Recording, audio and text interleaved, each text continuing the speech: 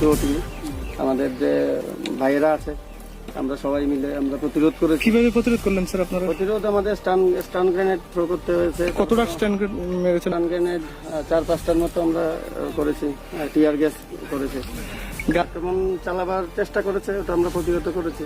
আর এটা একটা মেসেজ, যত আটকাবে চ্যালেঞ্জ করবে তত বেশি হবে। আটকানোর পরেও আপনারা কেটেছি, আগামী দিনেও কি এসব চলবে না। ধন্যবাদ স্যার।